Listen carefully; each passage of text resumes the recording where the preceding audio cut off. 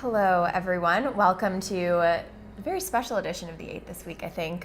We've been having all of our guest hosts come in, but this week going to be a little different, right, Brian? Yeah, so you've had various guest hosts, and they've been great, and Lauren showed her baby and her dog, and Troy did what Troy does, but you even had the all-stars of franchising. But today, we're giving you something special. We are assembling the Fran-Vengers. Fran-Vengers, assemble! This is The 8.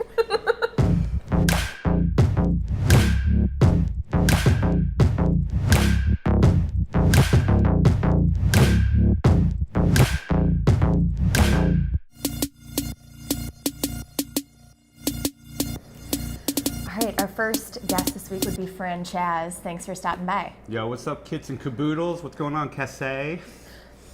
Well, we have some pretty fantastic news to kick off this week's episode of The 8. All right. Yeah. So, Arbys, over the course of the past 6 months, has been able to reduce. We've got the meats. They also have the energy and water consumption. Yeah. Yeah, they were able to reduce and save enough water over 6 months to fill 11 Olympic-sized swimming pools, which is... Michael Phelps be all like, I keep swimming but never stop. Just goes to show, that if you really set your mind to it, it can be possible to achieve this type of energy and water consumption across a brand that has over 3,000 units. Yeah, being ecologically friendly and thinking about the environment stuff is very important in this day's franchise industry. That's attracting millennials, which appreciate that kind of activity within the franchise systems. I think this is a really good precedent that Arbys is setting.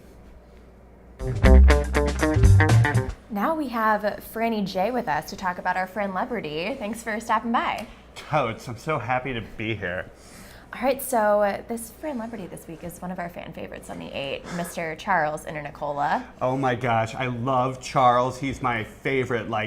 I always feel like I'm acting so desperate around him when I see him, but he is thebomb.com. Base Mass Jelly that you're such good friends with him. Mm-hmm. All right, so there's a new feature up on 1951 that features Charles as a part of our Franchise Legal Player Awards issue, and he explains why he's passionate about working with clients in the franchising industry, and he says it levels the playing field for small businesses and smart entrepreneurs who have a great business and brand by affording them with a platform for growth. Charles is just one of the good guys in franchising, and whenever you see him at a conference, the amount of friends he has from people that he's helped emerge into the franchise industry and grow, he really is a partner. He looks at each individual partnership as an opportunity to create a relationship to build their business, and he's really all in for them, and I love that.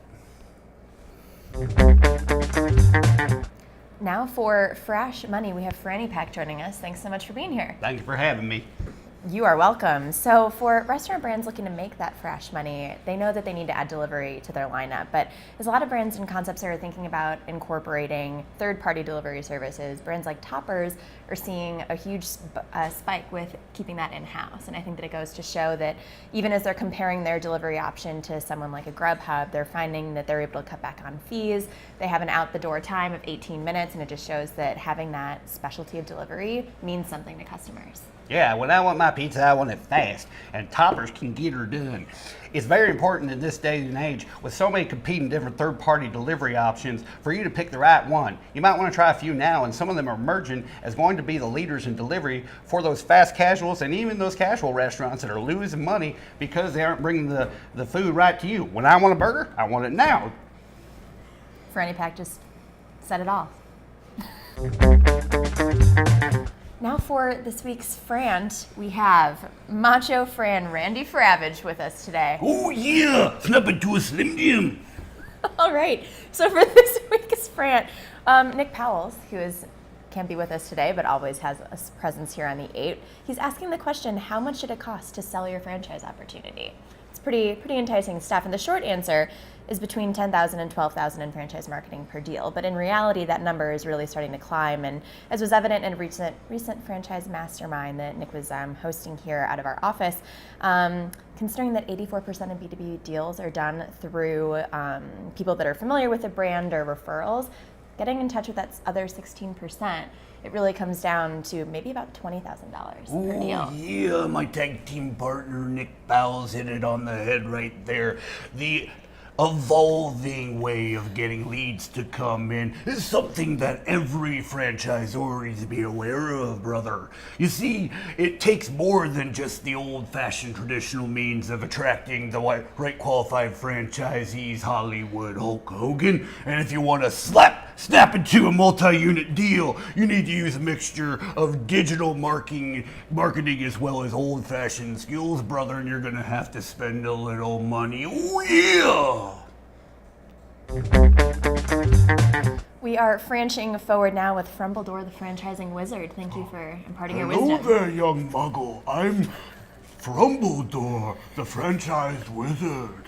You're franching forward now. Ooh, It's very exciting stuff. sounds magical. It is for brands like Green Home Solutions, who are currently franching forward in markets like Alabama. The brand, which recently launched on 1851, so take a look at their page. The link should be popping up somewhere. I don't know where. I know where. Where? I know everything, young Potter. Okay. So Green Home Solutions is branching forward in markets like Montgomery, Mobile, and Huntsville, Alabama. They already have a really strong presence in Birmingham, so I think it's going to be really exciting to see what they're able to do to build on the reputation that they have, especially as going green is a huge trend. I agree, and another strong presence is Voldemort. You should look out. Could it be from Slytherin? Will Snape be a good guy? Will Snape be a bad guy? No one knows. But I also think Greenhouse Solutions has a very, very bright future ahead of them. They do. Check it out. And now for the Fair and Funny, we have a very special guest, Kermit the Frang. Kermit the Frang here. How are you doing, Cassie? I am doing really well, and I think that you have a very on-theme joke for this week to share with us. Oh, I do. What does a frog order when he goes to a fast casual restaurant like McDonald's? I'm not sure. What is it? French fries. Ha ha ha ha ha ha. Now we have a little bit of franspiration, courtesy of Frantaclaus. Ho ho ho! Or should I say, fro. Ho ho ho! Cassie, you've been a good little girl this year. You know what you're going to get? To tape another episode of The 8 next week. Super. So excited. All right. Now All the little good franchise development boys and franchise development girls have asked for the same thing this year. Silver bullets. Ho ho ho! Fro. now for a little bit of franspiration. This one is from Douglas Adams, and it's one of my all-time favorites, considering that I think everyone experiences this now and then. I love deadlines. I like the whooshing sound that they make as they fly by. Ho ho ho! Like when I fly by on my sleigh, giving presents to all the good little franchise boys and franchise girls across the whole world. I once gave a trikey to young Nick Powell's. He ate all the cookies and milk, though, that were left out for me. Fro. Now on to our final section of the 8, frenemies versus friends. And we had a frenemy last week, and I'm on a roll. I have another frenemy this week. This is someone that everyone in franchising knows. That guy that comes up to your booth at an expo or stops by your table, and all that they want is to take the free swag. They don't care about your development pitch. They're not going to invest in a franchise. All they want to do is take home a koozie or some type of football. It's just, I mean, don't be that guy. Don't do it. That's my advice for the week.